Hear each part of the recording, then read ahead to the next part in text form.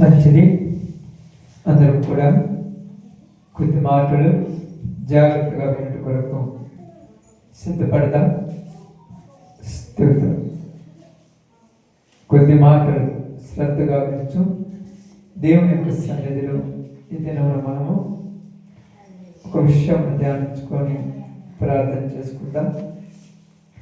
సమయంలో దేవుని యొక్క సన్నిధిలో ఉన్నటువంటి మనందరం కూడా పరిశుద్ధ గ్రంథంలో ఉన్నటువంటి ఒక భాగమును జాగ్రత్తగా చదువుకొని ధ్యానిద్దాం. సమయాన్ని దృష్టిలో ఉంచుకొని ఈ యొక్క 3 దినాలు, ఈరోజు, రేపు, మరునాడు, అంటే శుక్రు, శని, ఆది, ఈ 3 రోజులు ఒక సందర్భాన్ని మనం వివరించుకుంటాం. ఒక సబ్జెక్ట్. అది ఏమిటంటే యేషోపుతో మన జీవితం ఎలా ఉండాలి. యేషోపు గురించి ఈ 3 రోజులు కూడా యేషోపు గురించే మాట్లాడతాము. వేరే సబ్జెక్టుకు పోము, వేరే విషయాలు తీసుకోము. ఈ 3 దినాలు, ఈరోజు 1 గంట, గంటన్నర, రేపు 1 గంట, గంటన్నర, ఎల్లుండి 1 గంట, 3 దినాలు అంటే 5-6 గంటలతోని యేషోపులో ఉన్నటువంటి కొన్ని విషయాలు మనం జాగ్రత్తగా ధ్యానిద్దాం. ఇది మీరు ప్రతిదీ బాగా గుర్తుపెట్టుకొని ఈ 3 రోజుల ఉపవాస ప్రార్థనలు దేవుడు మనకు తెలియజేసిన సందర్భం అని గుర్తుపెట్టుకుందాం. సమయంలో బైబిల్ యొక్క గ్రంథంలో ఉన్నటువంటి యేషోపు చరిత్ర ఎక్కడ మనకు కనపడుతుంది? ఆది కాండంలో కనపడుతుంది. ఆది కాండంలో ఉన్నటువంటి సందర్భంలో నుంచి యేషోపు గురించి చదువుకొని తెలుసుకోవడానికి ప్రయాసపడదాం. జాగ్రత్తగా కొంత సమయం మనం ఇద్దాం. ఎందుకంటే యేషోపు జీవితము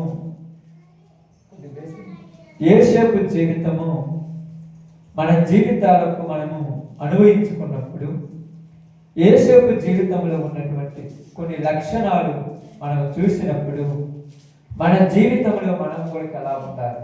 ఈ క్రైస్తవ జీవితం అనేది పోరాటంతో కూడిందని మీకు చాలాసార్లు చెప్పాను. ఎందుకంటే యేషోపు గురించే మనం ఎందుకు మాట్లాడుకోవాలంటే యేషోపు జీవితంలో జరిగిన సందర్భాలు ఈరోజు నువ్వు నడుస్తున్న జీవితంలో నువ్వు జరుగుతున్నా. యేషోపు జీవితంలో ఎవరి ద్వారా ఎదురు దెబ్బలు తగిలాయో ఈరోజు నీకు కూడా వాళ్ళ ద్వారా ఎదురు దెబ్బలు తగులుతున్నారు. యేషోపు ఎలాగ నిలదొక్కుకొని ఉన్నాడో నువ్వు కూడా ఈరోజు నిలదొక్కుకొని ఉండాలి. యేషోపును కరెక్ట్గా బ్రతకకుండా ఉండటానికి ఎంతమంది ప్రయాసపడ్డారో ఈరోజు నువ్వును కరెక్ట్గా బ్రతకకుండా ఉండాలని చాలా మంది నీ గురించి ప్రయాసపడుతూ ఉన్నారు. నువ్వు కరెక్ట్ మార్గంలో నడవకూడదు, నువ్వు కరెక్ట్ వేలో వెళ్ళకూడదు, నువ్వు కరెక్ట్ పద్ధతిలో నడవకూడదని నిన్ను పాడు చేయాలని ఎలా అనుకుంటున్నారో యేషోపుని గురించి మనం తెలుసుకున్నప్పుడు మనకు అర్థమవుతుంది. ఇప్పుడు యేషోపు చరిత్రలోకి మనం వెళ్ళినప్పుడు అబ్రహాము కుమారుని పేరు ఏం పేరు తెలుసా? ఇస్సాకు. ఇస్మాయిల్ గురించి మనం ఇక్కడ మాట్లాడుతాం. ఇస్సాకు అబ్రహాముకు సారాకు దేవుడు అనుగ్రహించిన సంతానము ఇస్సాకు. ఇస్సాకు భార్య పేరు ఏం పేరు? రెబ్కా. ఈ రెబ్కాకు ఇస్సాకుకు 2 కుమారులు కలిగారు. వారిద్దరు ఎవరెవరు? యాకోబు, ఏశావు. ఏశావు, యాకోబు. వీళ్ళ గురించి కూడా మనం మీకు కొన్ని విషయాలు చెప్పాను. కాబట్టి ఇక్కడ మనము అబ్రహాము, ఇస్సాకు, యాకోబు అని వచ్చింది పేరు. అబ్రహాము, ఇస్సాకు, యాకోబు. ఏశావు అని రాలేదు, యాకోబు అని వచ్చింది. కాబట్టి యాకోబు యొక్క సంతానంలో ఉన్నటువంటి కొన్ని చరిత్ర మనం ఈరోజు తెలుసుకుందాం. యాకోబు తన తండ్రి దగ్గర నుంచి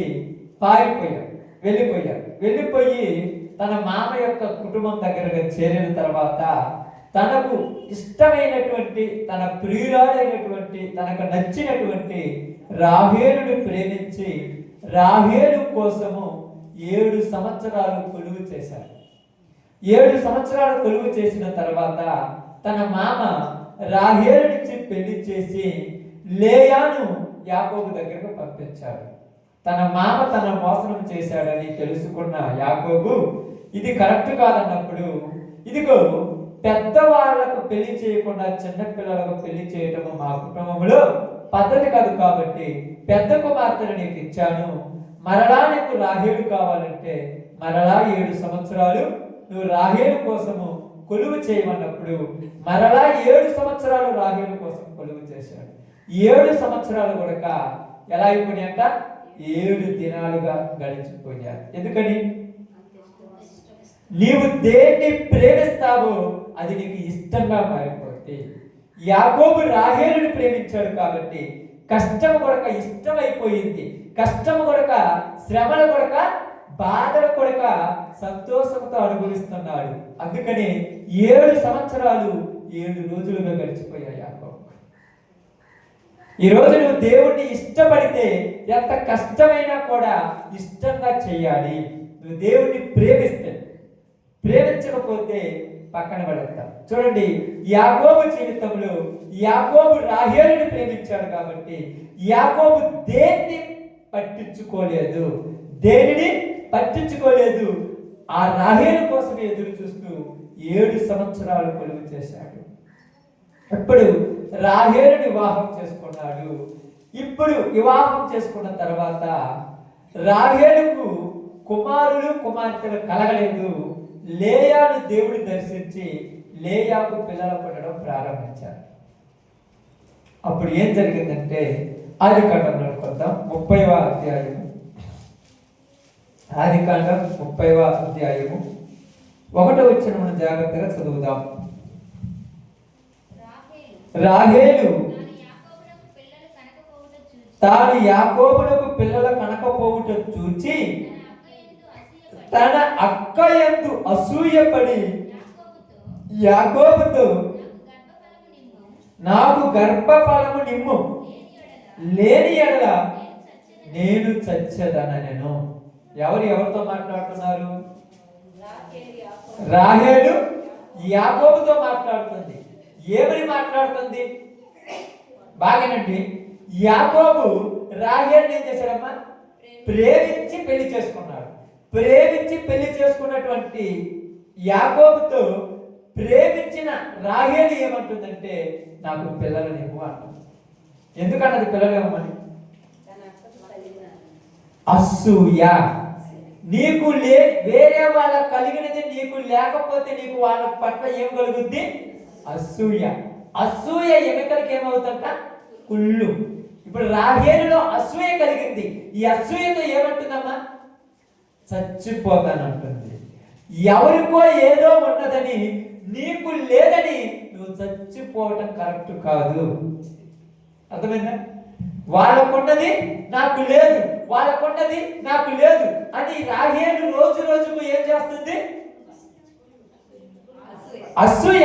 ఎవరి మీద అసూయ? అక్క మీద అసూయతో కుటుంబంలో సంతోషం లేదు. భర్తతో సంతోషం ఉంటుందా? అక్క మీద అసూయ పడుతుంది. ఎవరితో గొడవ పడుతుంది? ఇప్పుడు ఎవరి మీదో మీరు ఎవరి గురించో ఏదో అనుకొని నీ కుటుంబంలో కలతలు తెచ్చుకోకూడదు. అది మొట్టమొదటి గుర్తుపెట్టుకోండి. కుటుంబంలో కలతలు ఏంటంటే నువ్వు నాకంటే ఎక్కువ వాళ్ళని చూసుకుంటున్నావు, నువ్వు నాకంటే ఎక్కువ వాళ్ళని ప్రేమిస్తున్నావు, నువ్వు నాకంటే ఎక్కువ అక్కడికి వెళ్తున్నావు, ఇక్కడికి వెళ్తున్నావు అనేది ఇంట్లో గొడవలు ఈరోజు అందరికి. అసలు నన్ను పట్టించుకోవటం లేదు, అసలు నేనంటే నీకు లెక్క లేదు, పనులు చూసుకుంటున్నావు, అవి చూసుకుంటాను, ఇవి చూసుకుంటాను, నీ రోజు గొడవ. ఈ గొడవ వల్ల, ఈ గొడవ దేనికంటే నీలో అసూయ ఉన్నది. అసూయ రాహేలులో ఉన్నది. రాహేలుని యాకోబు ఏం చేశాడమ్మా? బాగా గమనించండి. ప్రతి భర్త తన భార్యను ప్రేమించి పెళ్లి చేసుకున్నాడు. ప్రేమించకుండా ఎవరు పెళ్లి చేసుకోలేదు. ప్రేమించి పెళ్లి చేసుకున్న తర్వాత ఇక్కడ జరిగింది ఏంటంటే రాహేలుకు అక్క మీద అసూయతో భర్తతో శత్రుత్వం పెట్టుకుంటుంది. మీరు ఎవరి మీదో ఎవరికో ఏదో ఉందని నీ కుటుంబంలో కలతలు పెట్టుకోవద్దు.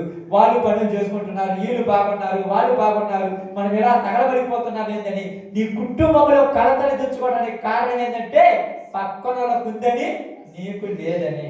దేవుడు ఎవరికి ఏది ఇవ్వాలో అదే ఇస్తాడు. ఉన్న వాళ్ళని చూసి నువ్వు వ్యసన పడితే నీ కుటుంబమే పాడైపోతుంది. ఇప్పుడు ఏమవుతుంది? ఏమంటుంది చూడండి. తన అక్క అక్క యందు అసూయపడి యాకోబుతో నాకు గర్భఫలము నిమ్ము లేని ఎడల ఎంతో ఇష్టంతో చేసుకున్నాడు కదా మా పెళ్ళి. నేను చచ్చిపోతానంటే ఎంత బాధపడతాడమ్మా ఆయన, ఎంత బాధపడతాడు.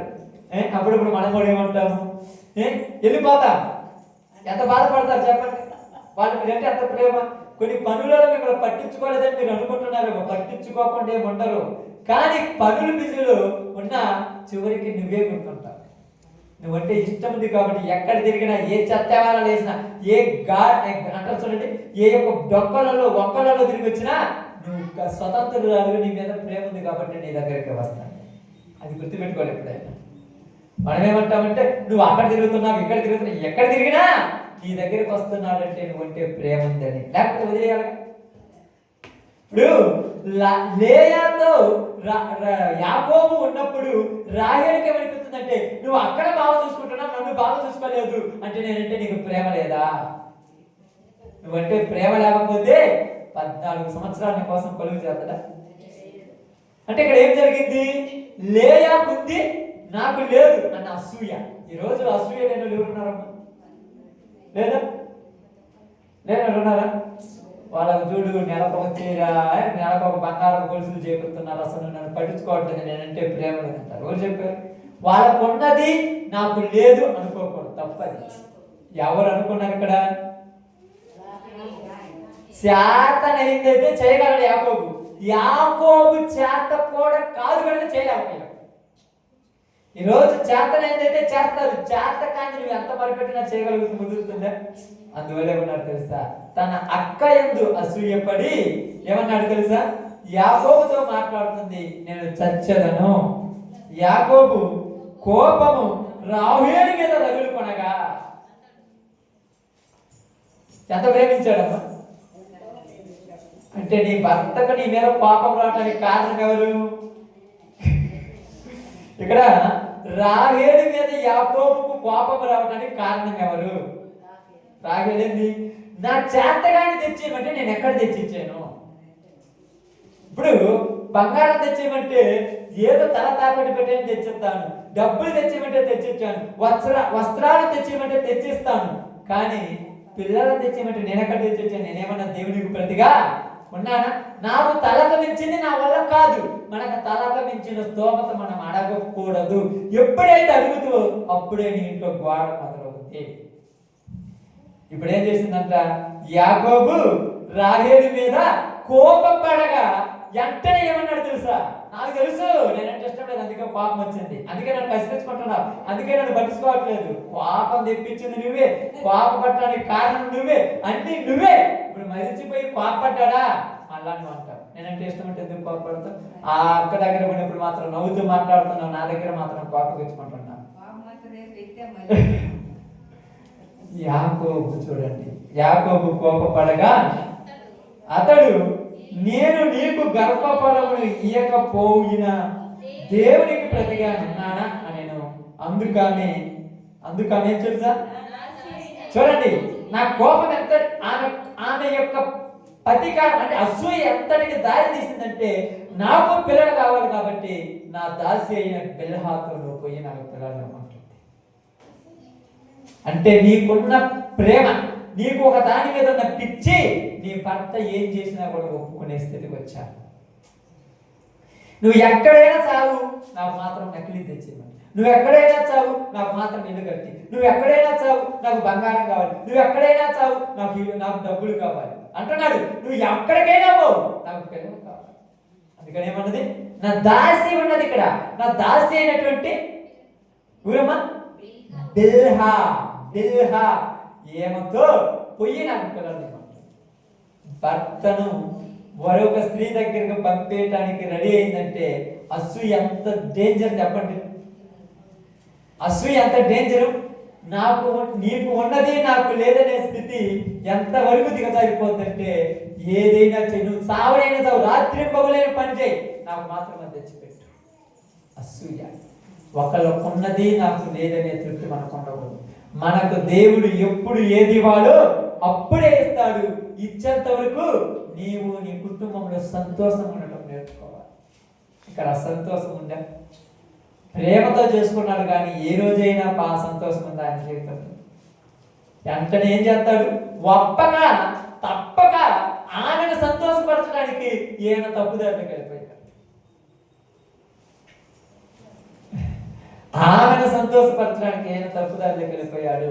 ఇప్పుడు వెంటనే ఆమెకు 2 కుమారులు కలిగారు. ఓకే అనుకుంది. ఇప్పుడు తర్వాత మళ్ళా ఏమన్నారు చూడండి, తర్వాత తిరిగి వచ్చిన తర్వాత కాదు 9వ వచనం. మీది మనకు చరిత్రలో యోసేపు ఎగ్జాంపుల్ వస్తుంది. లేయా తనకు కాడుపు ఉడుగుట చూసి తన దాసి అయిన బిల్పాను తీసుకొని యాకోబునకు ఆమెను భార్యగా ఇచ్చింది. ఇప్పుడు లేయా కూడా ఏం కలిగింది? ఇదిగో నా చెల్లెలకు కుమారులు కలిగారు, దాసి ద్వారా సంపాదించుకున్నారు, ఇక నాకు పిల్లలు పట్టరని ఉన్నది ఏమో కూడా పిల్లలు ఉన్నారు. కానీ ఇప్పుడు కూడా మళ్ళీ అసూయ. నీకున్న పక్కన వాళ్ళకుంటే ఒప్పుకో. ఇప్పుడు నీకున్నారు, ఇప్పుడు ఆమె దాసి జరిగింది కాబట్టి ఒప్పుకోవట్ల. నువ్వు కూడా నా దాసి అయినటువంటి జిల్ఫాతో పోయి నాకు పిల్లల నీకు కూడా ఉంది కదా, నీకు కూడా ఉంది ఇదే కాలం, నీకు కూడా ఉంది ఇదే నక్కిస్, నీకు కూడా ఉంది ఇదే బంగారం, నీకు కూడా ఉంది ఇదే, మళ్ళీ వాళ్ళని చూసి నాకు కూడా మోడు కావాలని అంటే నీ కోరికలు నీ జీవితంలో నీకేమి చేయకుండా లేకుండా చేస్తున్నాయి, శాంతి సమాధానం లేకుండా చేస్తున్నాయి, ఉన్నదానితో తృప్తి కలిగి ఉన్నాయి. ఇప్పుడు అలా కలిగిన తర్వాత ఇప్పుడు బాగా గమనించి ఆలోచించండి. తర్వాత కిందికి వద్దాము. ఇప్పుడు 30 అధ్యాయము 22వ వచనం చదువుతాం. 20 నుంచి ఏదన్నా అవసరం లేదు, 20 నుంచి. అప్పుడు లేయా 21 నుంచి చదవండాము. ఆ తర్వాత ఆమె కుమార్తె కానీ ఆమెకు దీనాని పేరు పెట్టను. దేవుడు రాహేలుని జ్ఞాపకం చేసుకొనెను. ఎప్పుడు జ్ఞాపకం చేసుకున్నాడు? తన భర్త జీవితమున్న నరకయాతన చేసి ఇష్టం లేని దగ్గరకు పంపించి ఏమి ఇష్టాలు తీర్చుకున్న తర్వాత ఏం జరిగింది తెలుసా? దేవుడు రాహేలుని ఇప్పుడు జ్ఞాపకం చేసుకోవాల్సి వచ్చింది. రాహేలుని జ్ఞాపకం చేసుకొని ఆమె మనవి విని ఆమె గర్భము తెరిచెను. అప్పుడు ఏం జరిగింది చూడండి. అప్పుడు ఆమె గర్భవతి కుమారుని కని దేవుడు నా నింద తొలగించను అనుకొనెను. మరియు ఆమె యెహోవా మరి యొక్క కుమారుడు నాకు దయచేయును గాక అనుకొని అతనికి యోసేపు అని పేరు పెట్టెను. ఆమేన్. మొత్తం ఎంతమంది పుట్టారు అప్పటికల్లా తెలుసా? 11 మంది. 11 మంది. ఒక ఆడపిల్ల, 10 మంది మగపిల్లలు. అంటే రాహేలుకు 6 మగపిల్లలు, జల్పాకు బెల్పాకు నలుగురు పుట్టి తర్వాత ఇంతమంది పుట్టిన తర్వాత ఇక్కడ బాగా మంచి ఆలోచించండి. దేవుడు రాహేలును జ్ఞాపకం చేసుకున్నాడు. నీ జీవితంలో దేవుడు నిన్ను జ్ఞాపకం చేసుకున్నంత వరకు కూడా నువ్వు తొందరపడకూడదు. దేవుడి మీద నమ్మకంతోనే ముందుకు సాగాలి. ఎప్పుడు జ్ఞాపకం చేసుకుంటాడంటే ఆయన నీ కొరకు ఒక సమయం సిద్ధం చేశాడు. ఆయన చిత్తము నీ జీవితంలో జరిగించాలని ఎదురు చూస్తున్నాడు. నువ్వు తొందరపడితే నీ కుటుంబం ఏమవుద్ది? చెదిరిపోతుంది. చూడండి, 2 ఉండవలసిన చోట 4 వచ్చారు. 4 వచ్చి నాశనం అయిపోయింది ఆ కుటుంబం. ఇప్పుడు దేవుడు రాహేలుని జ్ఞాపకం చేసుకొని ఆమె గర్భము తెరిచిన కనుక ఇప్పుడు రాహేలుకు ఒక కుమారుడు కలిగాడు. ఆ కుమారుని పేరు యోసేపు. ఇప్పుడు యోసేపు కలిగిన తర్వాత జరిగినటువంటి సంఘటన మనం ఇక్కడ చూద్దాం. బైబిల్ గ్రంథంలో నుంచి అదే ఆదికాండము 37వ అధ్యాయంలో చూద్దాం. 37వ అధ్యాయం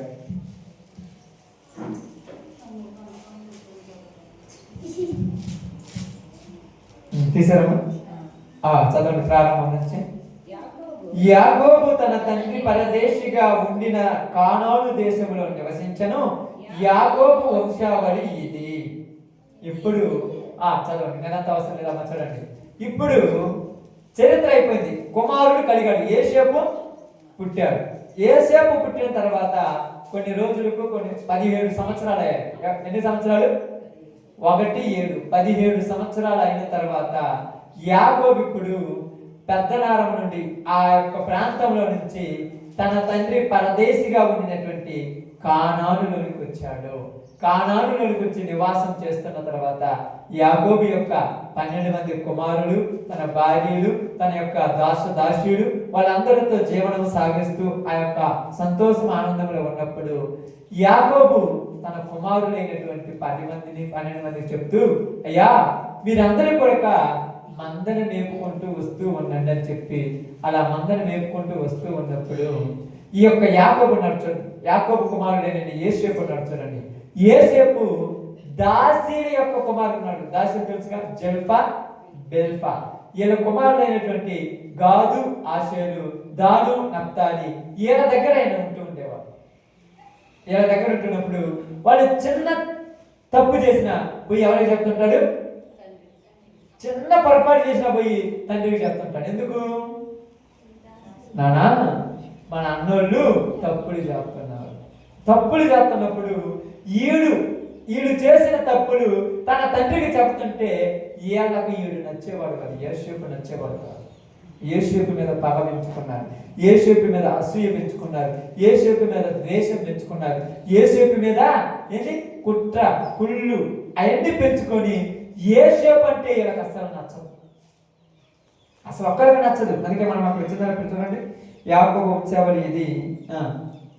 యోసేపు 15 ఏళ్ల వాడే తన సహోదరులతో కూడా మందను మేపుచున్నాను. అతడు చిన్నవాడే తన తండ్రి భార్య అయిన జిల్పా కుమారులు ఎద్దను ఉండెను.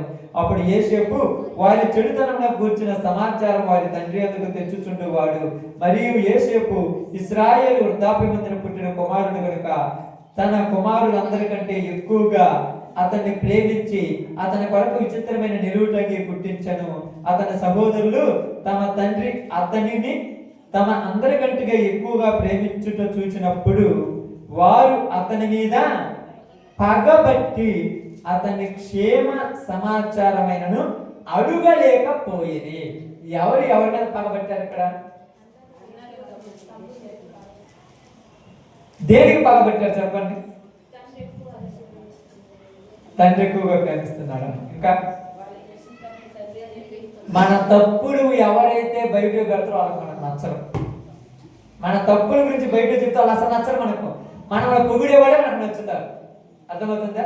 అన్నోడు చేసిన తప్పులు పోయి తండ్రికి చెప్తున్నాడు, ఇటు సిగరెట్ తాగుతున్నాడు, ఇడు మందు తాగుతున్నాడు, ఇడు చెడ్డ పనులు చేస్తున్నాడు అంటే వాడు నచ్చట్లేదు. మీరు ఎవరైనా మంచి చెప్పని నచ్చుతారే? మీరు ఎవరు నచ్చరు. ఎందుకు మా గురించి మంచి చెప్తున్నాడు, ఎందుకు ఈ సమాచారం చెప్తున్నాడంటే మీరు చెడిపోతే జీవితాలు నాశనం అయిపోతే మన తండ్రికే కదా చెడ్డ పేరు, మీరు మంచిగా బతకమని యోసేపు అతన్ని అన్నాడని హెచ్చరించిన నువ్వేందిరా మాకు చెప్పేది అంటున్నావు. ఇప్పుడు ఎన్ని సంవత్సరాలు యోసేపుకు? 17 సంవత్సరాలు. అన్నోళ్ళంటే కొద్దిగా పెద్దోళ్ళు, 20-21 ఉంటారు. 17 సంవత్సరాలు ఉన్నోళ్ళకి అన్ని తెలిసి ఉంటాయి కదా. అన్నోళ్ళు 20-21 సంవత్సరాలు ఉంటాయి కదా. ఇప్పుడు వీళ్ళు కొద్దిగా దారి తప్పిపోయారు. దారి తప్పిపోవడం మనకు తెలుసుగా. ఇప్పుడు 14-15 సంవత్సరాలకే మన వాళ్ళు దారి తప్పిపోతాం. ఎవరైనా పోయి నేను ఇదిగమ్మా నీ కొడుకు చేస్తున్నానంటే నేను ఎడపోతే మా అమ్మకి ఎందుకు చెప్పావు, అసలు నాతో నీకేం పని, మా గురించి నేను ఎందుకు చెప్తున్నా, అసలు వాడి మాట అంటావు కానీ మా మాట నేను బయట వాళ్ళు చెప్పేది అంటారు కానీ మమ్మల్ని నమ్మరా? మీరు మిమ్మల్ని నమ్మటానికి మీ ప్రవర్తన బాగుంటే ఎందుకు నమ్మరు? మీ కుమారులు మీ కుమార్తెలు కరెక్ట్గా ఉంటే మీరు నమ్ముతురుగా. వాడు వచ్చి చెప్పాలన్నా. నేను అందుకే చాలాసార్లు చెప్తున్నాను, తల్లి తండ్రికి తన బిడ్డలు ఏం చేస్తున్నారు వాళ్ళు ఎరుగకనే వాళ్ళు తెలుసుకుంటారు. ఒక చెప్పాల్సిన పనిలా వీడు నడిచే నడవడికే వాళ్ళకి అర్థమైపోద్ది, వీడేదో రాంగ్ స్టెప్లో ఉన్నాడు, వీడేదో పొరపాటు చేస్తున్నాడని తల్లిదండ్రులు ఖచ్చితంగా. వీళ్ళేమనుకుంటారంటే పిల్లలు మా అమ్మ మా నాన్న పని బాటలు ఉన్నారు, మా గురించి వాళ్ళకి తెలియదు అనుకుంటున్నారు. మొత్తం తెలుసు. నువ్వు వేసే ప్రతి అడుగు వాళ్ళకి తెలుసు. నువ్వు ఎక్కడెక్కడ ఏ వేస్తున్నావో వాళ్ళకి తెలుసు. నువ్వు ఎక్కడెక్కడ ఏ పద్ధతుల్లో ఉన్నావో వాళ్ళకి తెలుసు. కానీ తెలియనట్టుగా వాళ్ళు ఉంటారు. అది వాళ్ళ గొప్పతనం. ఇప్పుడు యోసేపు రోజు ఉదయం పోయి సాయంత్రం దాకా వచ్చి సాయంకాలం వాళ్ళ నాన్న దగ్గర కూర్చొని ఇదిగో నా అన్నోళ్ళు ఈ పని చేశారు, ఈ పని చేశారు, ఈ పని చేశారు అంటే మంచి జీవితీయులకు కోపం. మంచి చెప్పినటువంటి యేసేపు మీద ఏం పెట్టుకున్నారు? పగపించుకున్నారు. ఈడు మనకు డేంజరు, ఈయన మనతో తీసుకోకూడదని ఎక్కడికైనా పోతుంటే నేనంతానంటే నువ్వు మాతో వద్దాను, అసలు వద్దు మాతో, నువ్వు మాతో వద్దే మా బతుకులు బయట పెడతావు, మా జీవితాలు బయట పెడతావని అస్సలు నచ్చకుండా వాళ్ళందరి కొడుక యేసేపు మీద ఏం చేశారు రాకుండా అక్కడ పగ. చూడండి అక్కడ 4 వచ్చిన రాబడింది. అతని సహోదరులు తమ తండ్రి అతనిని అందరికంటే ఎక్కువగా ప్రేమించుట చూచినప్పుడు వారు అతని మీద పగబట్టి ఏం పట్టారంట? పగబట్టేది ఎవరు? పాము. పగబట్టేది ఎవరమ్మా? అన్నోడు తమ్ముడి మీద, తమ్ముడు అన్న మీద పగబడుతుందా? అంటే పాము ఏం చేస్తుంది? పాముని ఏమంటారు తెలుసండి? అప్పుడప్పుడు కొన్ని సామెతలు అంటారు కదా, పాము కంటే డేంజర్ ఏంటి, పక్కలో బల్లం లాంటి అంటే పాములు అంటాడు, ఎప్పుడు మనతో ఉంటాడు, ఎప్పుడు కాటేస్తాడో తెలియదు. అందుకని కొద్దిగా పగబట్టే బుద్ధి ఉన్న వాళ్ళందరూ పాములే. వాళ్ళ అన్నైనా కానీ, తమ్ముడైనా కానీ, భార్య అయినా కానీ, భర్త అయినా కానీ జాగ్రత్త. అవకాశం చూసి ఏం చేస్తాడు? కాటేస్తాడు. వాళ్ళ నోటి నుండి ఉన్నదంటే సర్ప విషం ఉంది, విషం వచ్చి వెళ్ళిపోతాడు. అప్పుడప్పుడు మీరు బాగా ఆలోచించండి, అన్నోళ్ళు తమ్ముడి మీద పగబట్టి ఈ పగతోనే అన్నీ చేయాలనుకుంటున్నారు. అక్కడ చదివినప్పుడు చూసినప్పుడు ఎక్కడేం రాబడింది? యేసేపు ప్రేమించుడు చూసిన అతని మీద పగబట్టి అతని క్షేమ సమాచారమైనను అడుగలేకపోయింది. అసలు మాట్లాడట్లేదంట. ఎందుకు మాట్లాడట్లా? పగంటే మాట్లాడుతున్నా. అప్పుడప్పుడు మనం అంటాం, నేను పిలిచినా నువ్వు బలకలేదు, నీ మీద పగ. యేసేపు పిలుస్తున్నాడు కానీ బలకట్ల పగ. ఈ పగ ఎంత డేంజరు? మామూలు డేంజర్. పగబట్టినటువంటి వాళ్ళు చూసినప్పుడు ఈ పగబట్టిన వాళ్ళ దగ్గరికే పోతున్నాడు. మళ్ళీ మనోడు పోయి ఏమంటున్నా అంటే, అన్న రాత్రి నాకు ఒక కళ వచ్చిందన్న. చూడండి ఏమంటున్నాడు? యేసేపు కలగని తన సహోదరులతో అది తెలియజెప్పగా వారు అతని మీద మరీ పగబట్టి, మామూలు కుండి మీద కారం చల్లట్టు అన్నాడు. ఎలాంటి కలగన్నాడు తెలుసా? అన్న రాత్రి నేను పండుకున్నప్పుడు నాకు ఒక కళ వచ్చింది. ఏం కళ వచ్చిందంటే, ఇదిగో మనందరం కూడా చేలో పనలు కోస్తున్నాము, అందరం పనలు కట్టాము, నా పనేమో నిలబడింది, మీ అందరి పని నా పని ముందు పండుకొని అనగానే, అరే మేమందరం నీ కాలకాడ ఉంటామని వాళ్ళకి నా పాపం.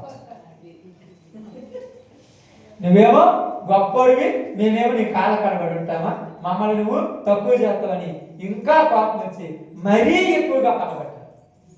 మళ్ళా మనోడు ఏం చేశాడు? మళ్ళీ ఒకసారి అక్కడ చూసినప్పుడు మళ్ళీ చదవండి ఇది మాట.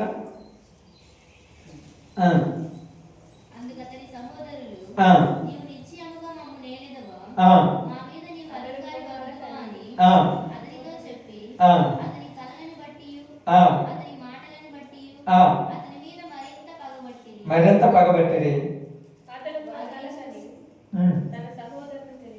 అమ్మా చదవండి 9వ వచనం చదవండి. 9వ వచనం. అతడు ఇంకొక కళ కని, మనోడి కళల గంటనే తెలుసు, అతడు ఇంకొక కళ కన్నాడంట. ఆ కళలో ఏమొచ్చిందంట? బాగా ఆలోచించండి, మీరు అవన్నీ చదివితే మనకి టైం చేయాలి. అతడు ఇంకొక కళ కన్నాడు. ఈ కళ ఏంటంట? ఇదిగో సూర్యుడు, చంద్రుడు, 11 నక్షత్రాలు. మళ్ళా చూడండి అని చెప్పాడు. ఎన్ని నక్షత్రాలు అంట? 11 నక్షత్రాలు నాకు సాష్టాంగ పడినట్టు కాలం వచ్చింది. అరే మేము 11 మందిని, అమ్మా నాన్న అందరము నీ కాళ్ళ మీద పడతామా అని. ఇప్పుడు ఏం జరిగింది చూడండి అక్కడ 11 వచ్చింది కదమ్మా. అతని సహోదరులు అతని యందు అసూయపడిరి. పగకొచ్చిన ఏమైంది? అసూయ ఎలాంటిది తెలుసా? అసూయ ఎలాంటిది? అసూయ ఎలాంటిది తెలుసుగా? చంపటానికే నిన్నుకాడు. నువ్వు ఎంత బాగా అభివృద్ధి చెందుతుంటే అంతగా నీ మీద ఇష్టం చిమ్మాలనుకుంటున్నారు. అసూయపడిరి. అయితే తన తండ్రి మాత్రం ఆ కళను జ్ఞాపకం ఉంచుకున్నాడు. తండ్రి గుర్తుపెట్టుకున్నాడు. ఎందుకు? ఇది ఎప్పుడైనా గొప్పోడు అవుతాడు. ఎందుకంటే దేవుడు ప్రేమించిన కుమారుడు. దేవుడు ప్రేమించిన కుమారుడు ఎప్పుడైనా గొప్పవాడు అవుతాడు. కానీ వాళ్ళ అన్నదమ్ములు అందరూ ఏం చేశారు? పగ కొంచెం ఎక్కువైపోయి అసూయ పెంచుకున్నారు. ఇప్పుడు అసూయ కలిగినటువంటి వీళ్ళందరూ కూడా ఏమని మాట్లాడుకుంటున్నారు, ఎలా ఉంటున్నారంటే బాగా గమనించి ఆలోచించినప్పుడు, ఇదిగో మీరు అక్కడ చదవద్దు, మీకు చెప్తాను, ఇదిగో మన సహోదరుడు మనల్ని ఆతడంట. వాడు ఏలేదేంది అసలు. రెండోది, నాన్న వాడికే పెద్ద మంచి మంచి అంగీలు గుట్టెత్తున్నాడు, మంచి మంచిగా చూసుకుంటున్నాడు, మనందరినీ ఒకలాగా చూస్తే వాడిని ఒకలాగా చూస్తున్నాడు. అసలు వాడు లేకపోతే ఏమవుతుందట, మనం వదిలేసుకుంటాడు కదా. ఏమైంది? నువ్వు ఎక్కువ ప్రేమించడం కూడా ఎదుటి వాళ్ళకి ఏమైపోయింది? బాధ అయిపోయింది. తెలుసా? ఈ సందర్భం మీకు అందరికి బాగా అర్థం అవడం చెప్తాను. దేవుడు బైబిల్ గ్రంథము యోహాను సువార్త 3:16 వచ్చిన తర్వాత చదవదాము. యోహాను సువార్త 3:16. దేవుడు లోకమును ఎంతో ప్రేమించాడు. ఎంత బాగా దేవుడు లోకాన్ని ప్రేమించాక దెయ్యానికి ఏమొచ్చింది? అసూయ. దెయ్యములకు అసూయ ఎవరి మీద? ఎవరి మీద చెప్పండి? ఇప్పుడు లోకంలో ఉన్న మన మీద అసూయ. అందుకని నీ మీద అసూయ కలిగిన దెయ్యము నిన్నేం చేయాలనుకుంటుంది? బాగా ఆలోచించండి. యేసేపు మీద అసూయ పడ్డటువంటి అన్నలు యేసేపుని ఏం చేయాలనుకున్నారు? చంపాలనుకున్నారా లేదా? ఇప్పుడు నీ మీద అసూయ పడినటువంటి అపవాది నిన్నేం చేయాలనుకుంటుంది? చంపాలి. ఆమేన్. ఏం చేయాలి? అదే మరణము. అదే మరణం. చంపాలనుకుంటుంది, నేను చంపేయాలనుకుంటుంది. ఆ చంపాలన్న పగతో ఈరోజు ఏం చేస్తుంది? బైబిల్ గ్రంథంలోకి వెళ్ళిపోండి. పేతురు పత్రిక ఏమైంది చదవదమ్మా. ఇదిగో మీ విరోధి అయిన అపవాది గర్జించు సింహం వలె ఎప్పుడు మిమ్మల్ని మింగేయాలని వెదుగుచూ తిరుగుతున్నాడు. పగ మామూలు పగ అనుకున్నావా? మీరేమో ఎంత ప్రేమతో ఉన్నా వీళ్ళు పట్టించుకోరంటే ఏసేపులాగా మీరు వద్దన్నా ప్రేమతో పోతారు. కానీ మిమ్మల్ని చూసేది మాత్రము పగతోనే, అసూయతోనే, ద్వేషంతోనే.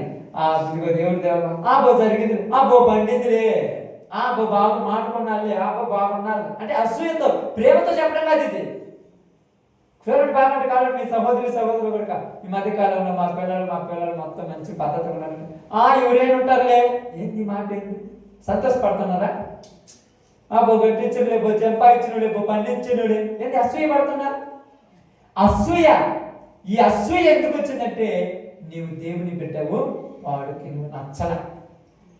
అందుకే దేవుడు లోకంలో మనుషుల్ని ప్రేమిస్తే మనుషుల మీద దెయ్యానికి అసూయ వచ్చింది. మనుషుల మీద దెయ్యానికి అసూయ వచ్చి మనుషులను దెయ్యం ఏం చేయాలని చెప్తుంది? వాడు చంపేయాలి, నరకంలో పడేయాలి. అందుకని వీళ్ళందరూ కూడా గుర్రెలు మేపడిపోయారు. పడే వీళ్ళందరూ కూడా ఏం చేస్తున్నారు? వాటన్నిటిని మేపడానికి, మందరం మేపుకోవడానికి పోయినప్పుడు యాకోబు చెప్పాడు, నానా అన్నలు మందరం మేపడానికి పోయారు, అన్నోళ్ళు ఎలా ఉన్నారో పోయి తెలుసుకొని రాబో అని పంపిస్తున్నాడు. అమ్మ చూడండి అక్కడ అదే సాయపడింది. అప్పుడు ఇశ్రాయేలు యోసేపును చూసి, నీ సహోదరులు షేకెములో మందని మేపుతున్నారు, నిన్ను వారి ఎద్దకు పంపదను రమ్మన్నప్పుడు అతడు మంచిదని అతనితో చెప్పాను. రే మీ అన్నోళ్ళు అక్కడ షేకెములో మందని మేపుకుంటున్నారు, పోతామంటే ఈయన తెలియదు, వాళ్ళు అసూయ పడతారు. ఈయన తెలియదు, వాళ్ళు ద్వేషం పడుతున్నారు. ఏమన్నారు? అబ్బా నన్ను మంచి మాట చెప్పామన్నారు, నేను మన్నాళ్ళ దగ్గరికి వెళ్తాను. నువ్వు ఎంత నిన్ను అసహించుకుంటా నువ్వు ఎందుకు వెళ్తానంటున్నావు? నిన్ను ఎంత చేతరించుకుంటే నువ్వు ఎందుకు వెళ్తానంటున్నావు? నిన్ను చంపేయాలనుకున్నావు నువ్వు ఎందుకు వెళ్తానంటున్నావు? ఈరోజు ఎందుకు చెప్పండి? ఇప్పుడు చెప్పాలి ఎందుకని? అదే నువ్వు వాళ్ళని ప్రేమిస్తున్నావు, వాళ్ళు నిన్ను ద్వేషిస్తున్నారు. అదే చెప్పాడు బైబిల్ గ్రంథం. ఏం రాయబడింది? నేను మీతో చెప్పునేది ఏమనగా నీ శత్రువులని ప్రేమించుడి. నేను పాత్ర కదా నేను చెప్పింది, నిన్ను ప్రేమించు వారిని ప్రేమించుడి, నిన్ను ద్వేషించు వారు ద్వేషించమని చెప్పింది కదా. అయితే నేను మీతో ఏం చెప్తున్నాను అన్నాడు? నిన్ను శత్రువులను ప్రేమించుడి, నిన్ను హింసించే వారి కొరకు శత్రువులు కదా. ఇక్కడ అన్నదమ్ములు అన్నదమ్ములు కానీ శత్రువులా కాదా? చంపాలనుకున్నాడు శత్రువేగా, నువ్వు పాడైపోవాలనుకున్నాడు శత్రువేగా. నీ శత్రువుని ఏం చేయమంటున్నాడు? ప్రేమించమన్నాడు. ఇప్పుడు అంటేనే యోసేపు అన్నాడు, నేను పోతాను. అది తీసుకున్నాడు, వెళ్ళాడు, షేకేము దగ్గరికి వెళ్ళాడు. ఇదిగో ఇక్కడ మా అన్నోడు మందరం మేపుతున్నారు, ఎక్కడ ఉన్నారంటే ఇక్కడ కాదు, దాతాడులో ఉన్నారు, అక్కడికి వెళ్ళమని చెప్పారు. ఇప్పుడు ఈడు నిలువు టంగి వేసుకొని ఇలా సంతోషంతో ఆనందంతో అన్నోళ్ళు కలిగిపోతుంది. ఎంత సంతోషమో, ఎంత ఆనందమే వెళ్ళిపోతూ ఉంటే వీళ్ళు దూరం నుంచి చూసి ఏమనుకుంటున్నారు అక్కడ చూడండి. 14 వచ్చింది. అప్పుడు అతడు 18 అతడు దగ్గరకు రాకమునుపు వారు దూరము నుండి అతనిని చూసి అతన్ని చంపుటకు దురాలోచన చేసి, అతను మీకు అన్నం పెట్టడానికి వస్తుంటే మీరేం చేస్తున్నారు? అన్నం తీసుకొచ్చి నువ్వు నన్ను చంపుతురా? అరే మనం ఆకలితో ఉన్నాము, మన తండ్రి మన దగ్గర నుంచి మన కొరకు అన్నం పంపించాడు తమ్ముడి చేత, మన తమ్ముడు మనకు ఆకలితో ఉన్నామని ఎండనక వాడనక ఎంతో దూరం నుంచి అన్నం తీసుకొని వస్తున్నాడు. అయ్యో మన తమ్ముడి కోసం ఏదన్నారే కాయలు కానీ పండ్లు కానీ కోసిద్దాం అనుకోవట్లా, వస్తున్నాడు, వాడిని చంపేద్దాం. నువ్వు వారి మేలు కొడుకుంటే వాళ్ళు నిన్నేం చేయాలనుకుంటున్నారు? ఈరోజు లోకం కూడా ఆగలేదు తెలుసా? నీవు పాపమనే ఊపిలో చిక్కుకొని పాతాళానికి చేరువవుతున్న వాళ్ళ జీవితాలను మార్చాలని నువ్వు పోతుంటే వాళ్ళు నిన్ను చంపాలనుకుంటున్నారు. యోసేపుకు తెలియదు అన్నోళ్ళ పాలు అతని మీద బాగుందని. ఇప్పుడు నీకు తెలియదు నేను తిడుతున్నారని తెలుసా తెలియదు? యోసేపుకు ఎందుకు ఈ మనసు చెప్పండి? యోసేపుకు ఆ మనసు ఎందుకు కూడదంట? నిజమా? అమ్మే దేవుడు తోడున్నాడు. ఇప్పుడు నీకు దేవుడు తోడున్నాడు కాబట్టి నేను చీయని మొక్కల మీద చూసినా నువ్వు ప్రేమతో పలుకుతున్నావు. మీకు సిగ్గు లేదన్నా కనుక అసలు అది ఎలా అడుగుతో తెలియదు అంటున్నా. యోసేపు కూడా అన్నాడు, యోసేపు మా దగ్గరికి రావద్దురా, వస్తే నేను కాలుతుందంతా ఛీ ఎందుకురా నీ బతుకన్నా కనుక ఏమంటున్నాడు? నన్ను అన్నదేవుడు అన్నాడు కదా. అంటే అండి వాళ్ళ అన్నకు దూరన్నాడండి. ఎంత ప్రేమైంది, ఎంత ప్రేమైంది. బాగా చూడండి, ఆ సర్ది తీసుకొని ఆ యొక్క అంటే ఇప్పుడంటే మామూలు క్యారేజీలు అప్పుడు క్యారేజీలుగా ఆ గుట్టలో కట్టుకొని ఈ పక్కన నీళ్ళ బుద్ధి తీసుకొని సంతోషంతో ఆనందంతో గంతులు వేసుకుంటూ వస్తుంటే వాళ్ళు మన్నాళ్ళని చూస్తున్నా మన సంతోషంతో వస్తుంటే వీళ్ళకి మాత్రము వస్తున్నారు కళలు గడివాడు వచ్చినప్పుడు చంపేద్దాం అన్న. చూడండి, వారు అతన్ని చంపుదుమని దురాలోచన చేసిరి. ఏ ఆలోచన చేశారంట? దురాలోచన. ఆలోచన ఎలా ఉంది ఒకసారి చూద్దాం. చూడండి, వారు ఇదిగో ఈ కలల కొనివాడు వచ్చుచున్నాడు, వీడిని చంపి ఇక్కడ ఒక గుట్టలో పారవేసి దుష్టముఖము వీడిని చంపివేసానని చెప్పుదుము, అప్పుడు వీడిని కలలేమగును చూతుము రండని ఒకడితో ఒకడు మాట్లాడుకోడు. ఎంత బాగా మాట్లాడుకుంటున్నారు తెలుసా? ఎంత బాగా మాట్లాడుకుంటున్నారు. వస్తున్నవాడు మా యొక్క తండ్రి కుమారుడే, మాకు తోడబుట్టిన వాడే, వాడిని మనం ప్రేమించాలి అనే మనసు లేదు. ఇదిగో కలల గడివాడు అంటున్నాడు. కళలు వచ్చే స్వభావం అతనిది, దానికి నువ్వు బాధ్యులు కాదుగా. దేవుడు కళలుగానే స్వభావం అతనికి ఇచ్చాడు. దేవుడు అతని కొద్దిగా ప్రేమించేందుకు మంచి గుణాలు కలిగినాడు. మనవాడు ఎట్టోళ్ళు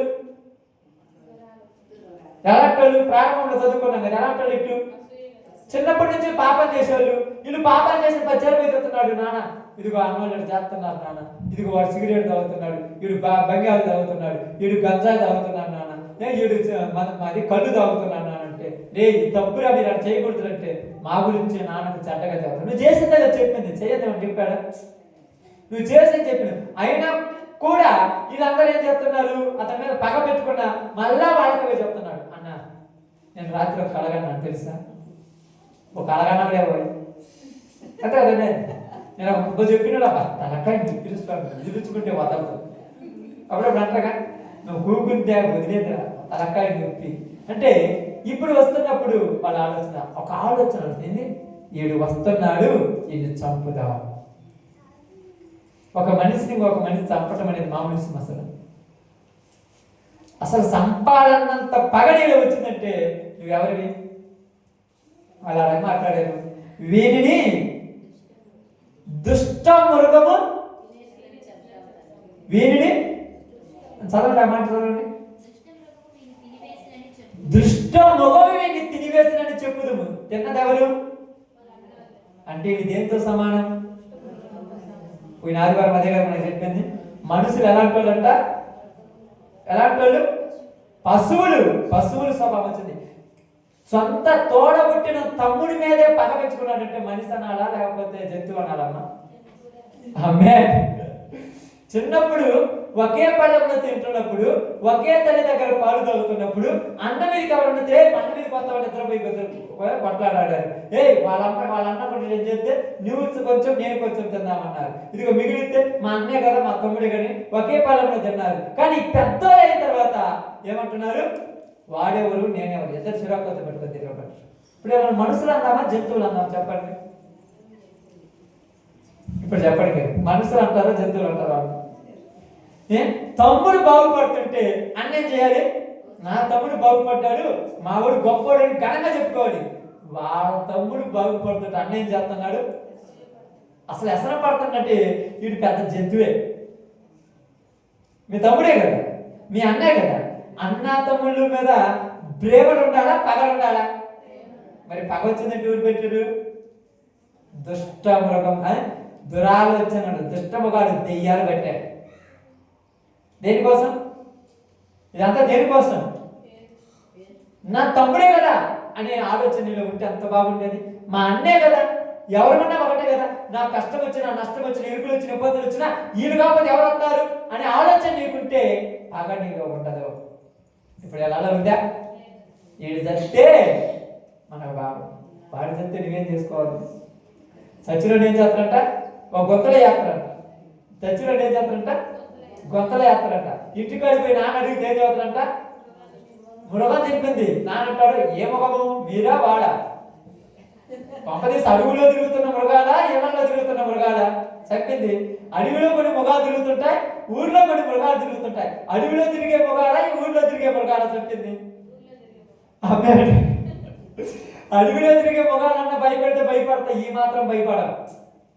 దుష్ట మృగం వాడిని చంపినని, వాడిని తినివేసనని చెప్పుదము. అప్పుడు వీడి కళలే మగుడు చూతుము రండని ఒకడితో ఒకడు మాట్లాడుకునేది. అంతమంది మృగాలలో ఒక మంచి మృగం ఉంది. రూబేన్ అన్నాడు, అయ్యో అందరికి ఉద్దేశించే వాళ్ళు ఉండరు, ఒక్కళ్ళకైనా ప్రేమ ఉంటుంది. ఏమంటున్నాడు అప్పుడు రూబేన్? ఏమన్నాడు చదవండి. రూబేను ఆ మాట విని మనము వాణిని చంపరాదని చెప్పి వాని చేతులలో పడకుండా అతన్ని విడిపించెను. ఎట్లనగా రూబేను అతని తండ్రికి అతన్ని అప్పగించుటకై వారి చేతులలో పడకుండా అతన్ని విడిపింపదలచి రక్తము చిందింపకుండా అతనికి హాని ఏమీ చేయక అడవిలో ఉన్న ఈ గుంటలో అతన్ని పడద్రోయుడని వారితో చెప్పాను. రే, ఈయన మనం చంపొద్దు, వాడిని చంపితే మనకేమవుతుంది, కాబట్టి మనం ఏం చేద్దామంటే ఈ గుంటలో బండుకి వాడు ఎట్టుకుంటే మనకు తెలియదు అందాము అని చెప్పేసి ఆ గుంటలో నెట్టేసి ఈయన కొద్దిగా పక్కకి వెళ్ళాడు. ఆలోచించాడు, మా తండ్రికి ఎట్లా అప్పగించి తండ్రికి చెప్తాను, నాన్న వీళ్ళ దగ్గరికి వాడిని పంపేగాకు, వాడిని వీళ్ళు ఏం చేస్తారు, ఏ రోజైనా చంపుతారు, కొద్దిగా జాగ్రత్తగా నువ్వు కూడా రావద్దని చెప్తానని ఈ ఒక్క అవకాశం దాచిపెట్టుకోవాలని రూబేను కొద్దిగా పక్కా పోగానే ఇప్పుడు వీళ్ళు ఏమనుకున్నారు తెలుసా? ఈడు కూడా వద్దు అంటే రూబేను మీద కూడా ఏం పెట్టుకున్నారు? ఈడు కూడా మంచోడు కాదు, ఏ సేపుకి వెళ్ళే ఉన్నాడు, ముందు ఈయన చంపి తర్వాత వాడిని చంపుదామని ఏం చేశారంటే ఆ గుంటలో పడ్డోని చంపితే మళ్ళా రూబేను కొద్దిగా పెద్దోడు కదా ఏదో నవ్వుతామని చెప్పి వాళ్ళ నాన్న చదువుతున్నాడు. ఎందుకు తెలుసు కదా, బయట పడితే వాళ్ళ నాన్న మళ్ళీ అందరిని కొడతాడు బాగుందని ఇక్కడ ఆలోచించి ఏం చేశాడంటే, ఇదిగో ఈయనని చంపొద్దు, ఏం చేయొద్దు అని చెప్పి ఆ పక్క నుంచి కొంతమంది ఇస్మాయిలీలు వెళ్ళిపోతున్నారు. అట్లా వాళ్ళకి అమ్మేయాలనుకున్నారు. అమ్ముదా దేనికి? డబ్బులకి. బాగా ఆలోచించి డబ్బులకి. అసూయ ఎంత దాకా దారి చేసింది? అసూయ ఇదిగో కుమారుల కోసం భర్తను అమ్మేసింది. అక్కడ రాహి అది అసూయ అమ్మేసింది తెలుసా? ఇక్కడ డబ్బుల కోసం తమ్ముడిని అమ్మేస్తున్నారు అసూయ. ఈరోజు నీలో డబ్బు కోసం దేన్ని అమ్మేసుకునే రోజులు వచ్చాయి. దేన్నైనా నీకు చెప్పాల్సిన పని దానికి ఆ పాయింట్లో ఏదైనా పెట్టుకోండి. డబ్బు కోసం దేన్నైనా అమ్ముకోవడానికి రెడీ అయిపోయారు జనాలు. ఆలోచించవచ్చుగా, ఇది నా దేవుడు నాకు ఇచ్చిన దేహము, ఈ దేహం నా దేవుడి కోసం పవిత్రంగా ఉంచుకోవాలనుందిగా. కానీ దెయ్యం ఏం చేసింది? అసూయపడి డబ్బు కోసం అందరిని అమ్మేసింది. దేనికి? డబ్బు కోసం దేనికి అమ్మేసింది? పాపానికి అమ్మేసింది. అమ్మేశారు. 20 తులం ఎండి నాణ్యాలకు ఏం చేశారంట? వాళ్ళ తమ్ముడిని అమ్మేస్తుంటే తమ్ముడు బతిమిలాడుతున్నారంట. అన్నగారు, నేను మీతో ఉంటాను, మీరు చెప్పినట్టే వింటాను, మీ కాళ్ళు పట్టుకుంటాను, నేను నాన్నగారికి ఒకసారి పోయేస్తాను, ఈ ఒక్కసారి ఏమనుకోవద్దు, నేను చేసిన తప్పు అయితే నన్ను క్షమించండి, బతిమిలాడుకుంటున్నా కనుక ఒక్కల కాకుండా ఒక్కలకు కూడా ఏమి కలగలా? కనికరము జాలి నేను. వాళ్ళకైతే కనికరం ఉంటుంది. పాము దండం పెడితే వదిలేస్తుందా? మనం కూడా పిచ్చోళ్ళు చిన్నపిల్లలు పెడుతుంటా, పాము ఎదురు కట్టేప్పుడు దండం పెట్టి ఏమిటి? అన్నం పెట్టి కాటేస్తుంది, దండం పెట్టి వదిలేస్తుందా? చూడండి, వదిలేస్తుందేమో. ఏమీ లేదు. వాళ్ళు ఎలాంటి వాళ్ళు? క్రూరత్వంలో మునిగిన దుష్ట మృగాలు. దుష్ట మృగాలకు దండం పెడితే వదిలేయరు. తెలుసా తెలియదు? ఈ మధ్యకాలంలో తెలంగాణ ప్రాంతంలో 2-3 సంవత్సరాల క్రితం ఒక రేప్ కేసు అనేది చాలా హైలైట్ అయిపోయింది. ఆమెను తీసుకెళ్ళి నలుగురు తుండగొడు తీసుకెళ్ళి ఆమెను చిత్రహింసలు పెడుతున్నప్పుడు ఆమె దండం పెట్టి మొరపెట్టింది, నన్ను వదిలేయండి, నన్ను వదిలేయండి అంటే వీళ్ళ జీవితాల్లో ఉన్నటువంటి ఆ యొక్క దరిద్రమైన ఆ జంతువు స్వభావము దండం పెట్టిన కూడా వదిలేయకుండా చేస్తుంది. ఇది మనుషులు అనుకోవాలా, జంతువులు అనుకోవాలి? ప్రేమ కొద్దిగా లేదా? ఎక్కడ కాబట్టి ఎక్కడైనా ఒక పక్కడైనా ఆప్యాయత లేదా? ఇదిగో వాళ్ళతోటి మనుషులేదే, నేను అలా చేయడం కరెక్ట్ కాదని ఆలోచన లేదా? కఠినత్వం, దుష్టములు కాదు.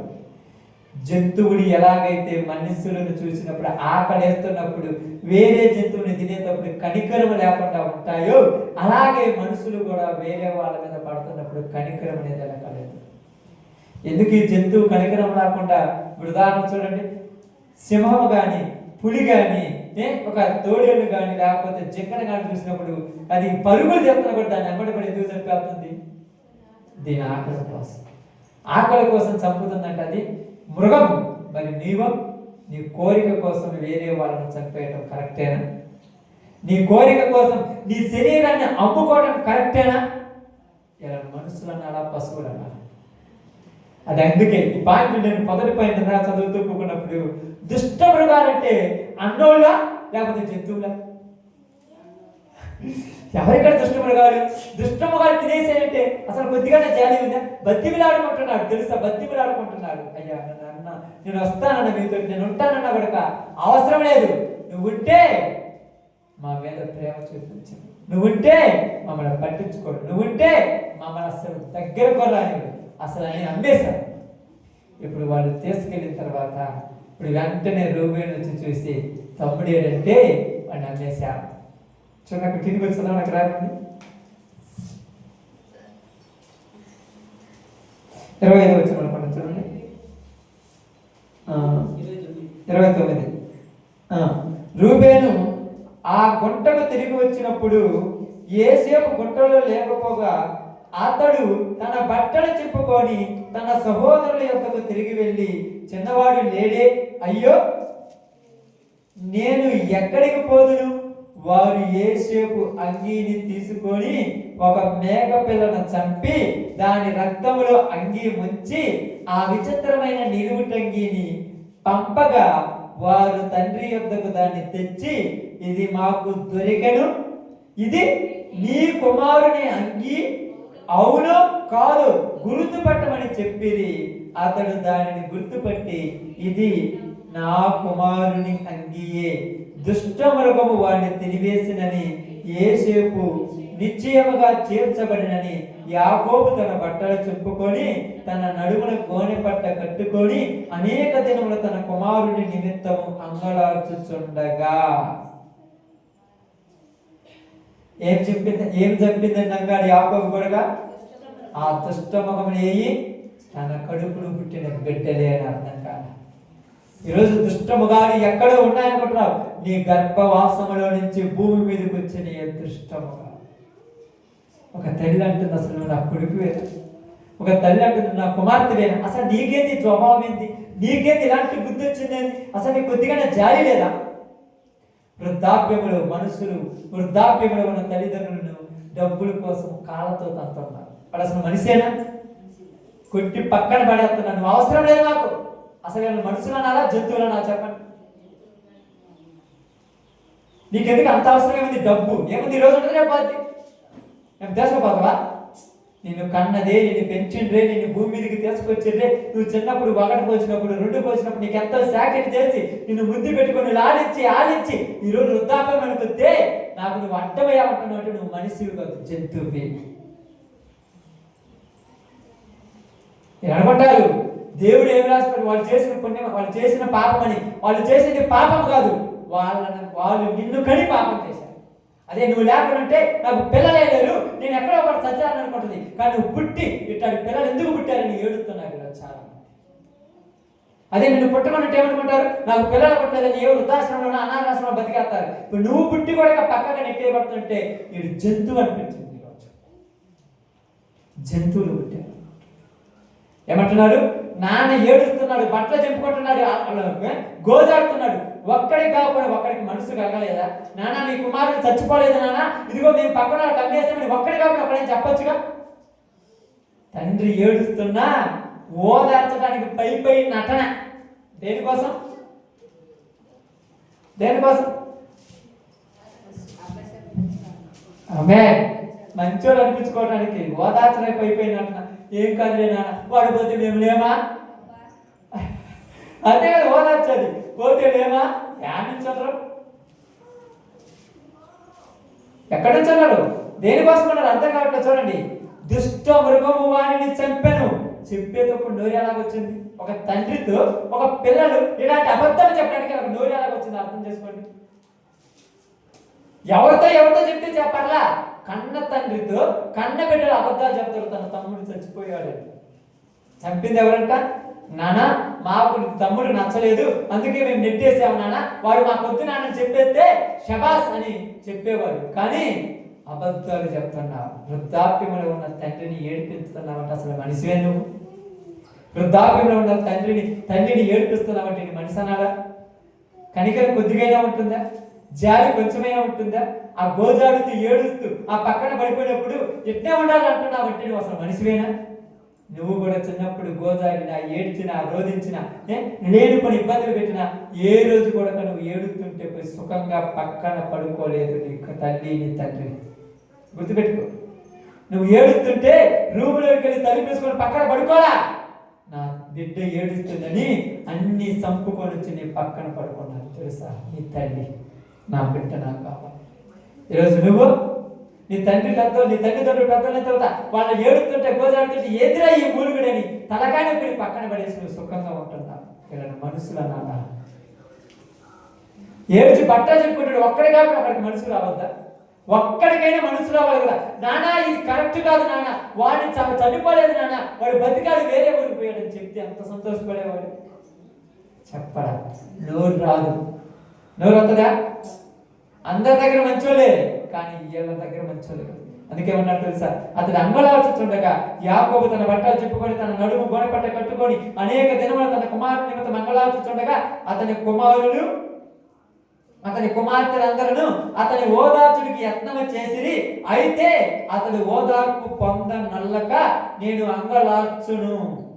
అంగలార్చుచు మృతుల లోకములకు నా కుమారుని వద్దకు వెళ్ళదనని చెప్పి అతని తండ్రి అతని కోసం ఏడ్చాను. ఏమన్నాడు? నేను చచ్చిపోతానన్నవరక చచ్చిపోతున్నాను అన్నప్పుడైనా జాలి కలగలేదా? చంపిన వాళ్ళకి ఏం జరగలుగుతామా? తోడబుట్టిన తమ్ముడినే చంపిన వాళ్ళకి తండ్రి చస్తే ముసలోడు పోతే పోలే మొత్తం మన మీద కావచ్చు అనుకుంటారు. కనీసం జాలంట దయంగా లేదా? కనీసం అసలు మనుషులందరం ఏమన్నా చెప్పండి, మీరు ఆలోచించండి, బాగా గమనించి ఆలోచించండి. మనుషులకి ప్రేమను చచ్చిపోయాయన్న రోజుల్లో లేవు. మనుషులు ఏమైపోయారు? పశుప్రాయులుగా మారిపోయారు. అక్కడ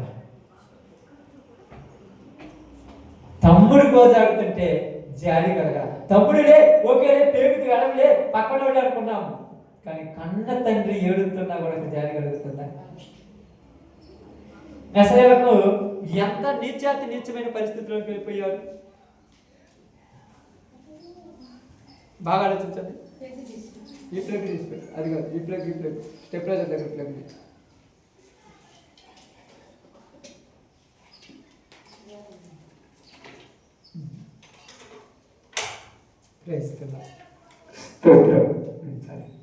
బాగా ఆలోచించండి. కనీసం కనికరం ఉంటుందా? అప్పుడప్పుడు పక్కన మనం చూసి ఏడిపోతుంది, ఎందుకురా ఆమెకు ఆ పరిస్థితి, ఈ తాగుబోతుడు ఆమె ఇంకా బతకనేయకుండా ఏంటి ఈ పరిస్థితి, ఏం బతుకురా నీ కనిపిస్తుంది, కానీ కడుపును పుట్టిన వాడికి మాత్రం జాలి కావటం లేదు. కడుపును పుట్టిన వాడికి జాలి కలగటం లేదు. తండ్రి ఎంతలా నంగలారుస్తుంటే ఒక్కల కాకపోవడం ఒక్కల నిజం బయటికి చెప్పిన ఎంత బాగుండేది. రూబేని మనం నిజం చెప్తాం, రూజేముకు తెలుసా? రూబేను తెలియకుండా కూడా మాయం చేసినాడు, మామూలుగా. రూబేన్ వచ్చేలోపే అన్న తమ్ముడు చనిపోయాడు, ఇదిగో ఇలా అయిపోయింది, ఇదిగో అంగీ అన్నాను కానీ అంగీ తీసుకొచ్చిన నేను చేయమంటున్నాను, నేను ఎంతో ప్రయత్నించిన కానీ కుదరలేదు. అసలు వీళ్ళు మనుషులు కాదు నాన్న, ఇలా నమ్మకాలు. ఇప్పుడు ఊరు నేను చేయాలి, నేను కూడా చచ్చిపోతానని తండ్రి అంటున్నా కూడా నీ మనసులు కరగలేదంటే మీరు మనుషులే కాదు. అసలు వీళ్ళు మనుషులేనా?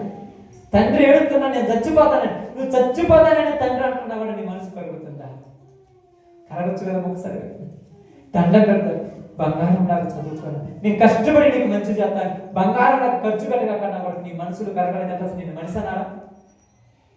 పొద్దున పోయి సాయంత్రం దాకా కష్టపడి పని చేస్తే 300 రూపాయలు వస్తే 300 రూపాయలు నీ ఖర్చులు పంపిస్తే 1500 రూపాయలు పెట్టి సినిమా చెప్తున్నావు, నేను మనిషి అనాలా జంతువు అనాలి? ఎన్ని రోజులు మా అమ్మ మా నాన్న కష్టపడితే ఈ 1500 వచ్చాయని ఆలోచన నీకుంటే వాళ్ళ కష్టాన్ని పాడు చేసేవాడు కాదు. ఎన్ని రోజులు మా అమ్మ మా నాన్న కష్టపడ్డ సొమ్మిది దీన్ని తీసుకెళ్లి బీర్ షాపులు బిర్యానీలకు పెడదామని ఉంటే నువ్వు మనిషివే కాదు. మనిషి అయితే నీకు ఆలోచన ఉంటుంది కదా, నన్ను దేనికోసం పంపించాలి, నేనేం చేయాలి, రూపాయి ఎలా ఖర్చు పెట్టాలి.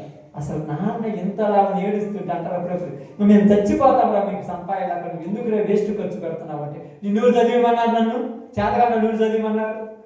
చేతగాను కాదు, మీరు బాగుపడాలని కొంచెం ఎక్స్ట్రా ఖర్చులు తగ్గించుకోమని చెప్తున్నారు అంతే. కానీ నీలో వచ్చినటువంటి ఆ క్రూరత్వం ఏంటిది? క్రూరత్వం అంతే కదా. ఏం చేస్తారు తెలుసా?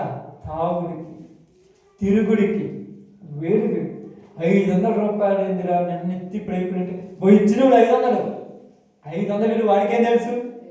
పొద్దున ఎండకు పోయి సాయంత్రం దాకా ఆ ఎండలు ఎట్టి సేకరి చేస్తే అప్పుడు తెలుస్తుంది 500 పోయి ఇచ్చిన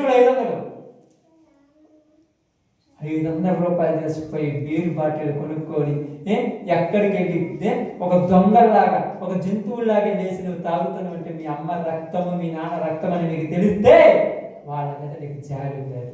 ఇప్పుడు ఇంత జాలి ఏం చేద్దాం? నెలకి 50 ఏం బిజినెస్ చేస్తున్నాను, ఏం ఖర్చు పెడుతున్నాను, తింటానికి అంత అన్నం కదా 50 రూపాయలు అన్నం ఇచ్చేస్తాను. మరి ఎందుకు చేస్తున్నావు ఖర్చు అంటే ఎక్స్ట్రా ఖర్చు, ఓవర్ యాక్షన్. ఏంటి ఎక్స్ట్రాలు ఎందుకు? తల్లిదండ్రుల కష్టాన్ని గుర్తించలేరు, తల్లిదండ్రుల బాధను గుర్తించిన వారిని ఏమన్నారు ఇక్కడ? దుష్ట మృగాలు. అంత లోతైన మాట నాకు నిజంగా మాట చదివిన 10సారి గుర్తుంటుంది. దుష్ట మృగాలు. ఎవరా దుష్ట మృగాలు అంటే నాకే తెలుసు, అడవిలో ఉన్నాయి. అడవిలో లేవు, రూబేనికి తెలుసు, అడవిలో కాదు ఉన్నాయి, మన ప్రాంతంలోనే ఉన్నాయి. నాన్న ఏటన మార్చడం ఊరి వల్ల మహములు ఏర్పడుతుంది. తోడబుట్టిన తమ్ముడినే చంపేయాలనుకున్నారు, కన్న తండ్రినే చచ్చిపోతుంటే ఆపకుండా అడ్డం రాకుండా ఏమన్నా వెంటనే కొన్ని రోజులు రంగలా వచ్చిన తర్వాత చూడండి అక్కడ మిద్యానీయులు ఐగుప్తునికి అతను తీసుకొని పోయి ఫరో యొక్క ఉద్యోగస్తులను రాజ సంరక్షణ సేనాధిపతి అయిన పోతీఫరునకు అతను అమ్మివేసేదే. ఇప్పుడు అక్కడ నుంచి పోయి వేరే దిక్కుని ఎవరు అన్నారు? యోసేపును అమ్మేశారు. ఇప్పుడు యోసేపు ఎక్కడికి వెళ్ళాడు? ఐగుప్తులో ఉన్నటువంటి పోతీఫరు ఇంటిలోనికి వెళ్ళారు. ఇక్కడి దాకా గమనిస్తే యోసేపు జీవితము నీ నా జీవితము ఒకటే. యోసేపు మీద వాళ్ళు ఎవరికి ఏమి లేదు, కనికరము, జాలి, ప్రేమ లేదు. నీ నా మీద లోకంలో వాళ్ళకు ప్రేమ ఉండదు. మీరంత బతిలాడు కాళ్ళు పట్టుకున్నా కూడా ఎగరేస్తే అంటారు కానీ అయ్యో కాళ్ళు పట్టుకున్నారని మాత్ర కాలు పట్టుకున్నారని ప్రేమ చూపెడతారా? కాళ్ళు పట్టుకున్నా కూడా కడిగిన కొంచెమని వచ్చింది అలా ఒక్కడి కాబట్టి వాళ్ళ నాన్న బట్టలు చెప్పుకొని పిచ్చోళ్ళలాగా మారితే మనం ఏం చేద్దాం? నాన్న పోతే పోలే మేమన్నాగా, పోతే పోలే మేమన్నాగా అంటున్నామంటే కళ్ళ ముందు చచ్చిపోతే పర్లా, మీరు చంపేసి వచ్చిన వాళ్ళు మీరు మామూలు వాళ్ళ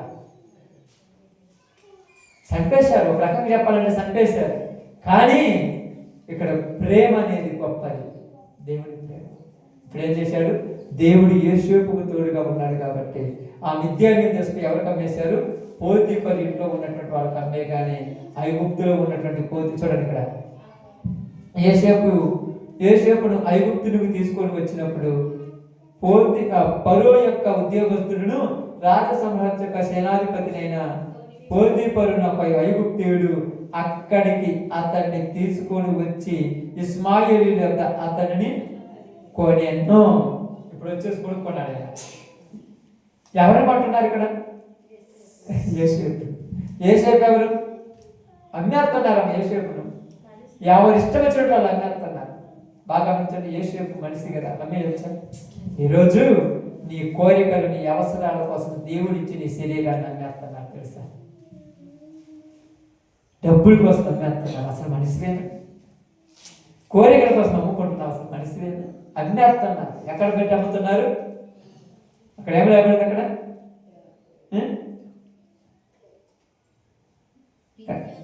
మిద్యానీయులు రాజసంర సేనాధిపతి నేను తీసుకుని వచ్చి ఇస్మాయిలీయుల వద్ద కొనెను. ఎక్కడ పెట్టారు? అక్కడ సంతలో. అమ్మడం పెట్టింది సంతలో పెట్టారు. వాడు వచ్చి పోతీఫరు వచ్చాడు, చూశాడు, కొనుక్కోపోతున్నాడు. ఈరోజు నీ శరీరాన్ని కోరికలని సంతలో పెట్టి ఎంతమందికి అమ్మేస్తున్నారు? ఎన్నిటికి అమ్మేస్తున్నావు? డబ్బుకి అమ్ముతున్నావు, పనికి అమ్ముతున్నావు, రోగాలకు అమ్ముతున్నావు, ఏటన్నిటికి అమ్మేస్తున్నావు. అమ్ముతున్నప్పుడు దేవుడు ఎంత బాధపడుతున్నాడు? అమ్మేయటానికి అడిగి ఇచ్చింది, అమ్మేయటానికి ఇచ్చింది, బాధపడుతున్నాడు దేవుడు.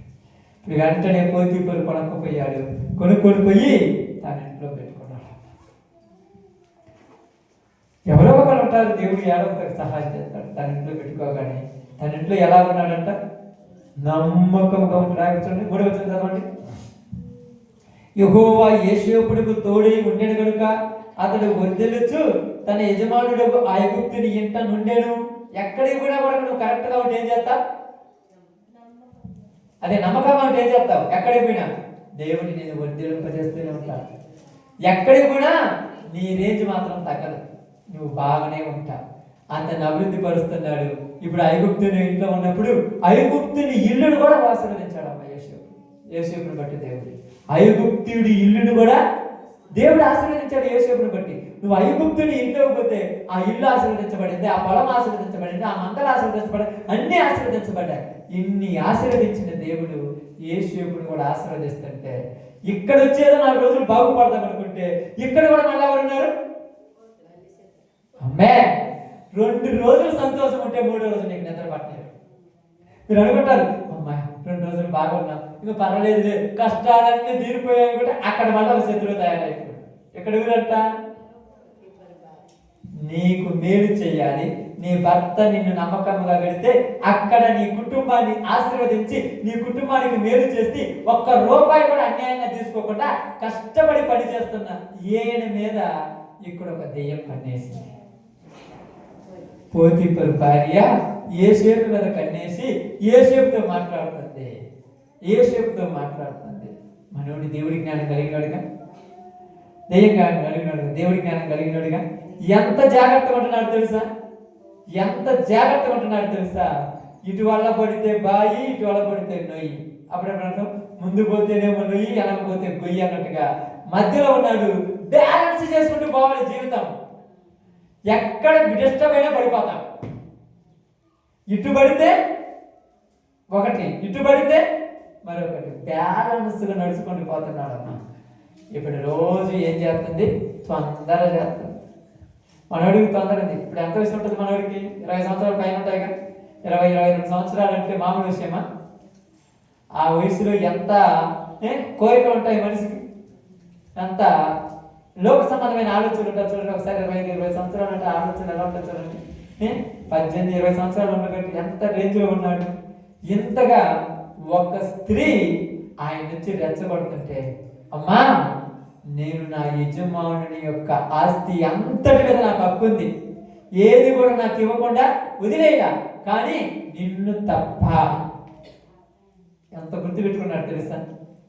దేవుడు మనకు అన్నిటి మీద స్వాతంత్రం ఇచ్చాడు, పాపముల విషయంలో తప్ప అనేది నీకు గుర్తుంటే నువ్వు ఎక్కడికి వెళ్ళినా అమ్మే ఎక్కడికి వెళ్ళినా గుర్తుతావు. కానీ మనం అదే చేద్దామనేది. ఇక్కడ ఏమన్నాడు తెలుసా? నిన్ను తప్పనగానే ఆమె రోజు రోజుకి యేసుని రెచ్చగొడుతుందంట. రెచ్చగొట్టమంటే తెలుసా? రెచ్చగొట్టమంటే తెలుసా? ఏంటి రెచ్చగొట్టమని చెప్పండి. ఏదేదో అప్పుడప్పుడు నిన్ను రెచ్చగొడుతుంటారు, ఓ ప్రార్థన పోతున్నాడు, నిన్ను రెచ్చగొడుతుంటారు. రెచ్చగొట్టి నీ చేత ఏదో ఒకటి మనం తప్పు చెప్పాలంటే, నీకు అనుమానాలు రప్పించడము, అవగాహన రప్పించడం, ఏదో ఒకటి రెచ్చగొట్టి నీ చేత తప్పు చెప్పేయాలి. నువ్వు మాత్రం ఎలా ఉండాలి? ఎలా ఉండాలి చెప్పండి. గుర్తురావాలి వాక్యానికి ఏమంటే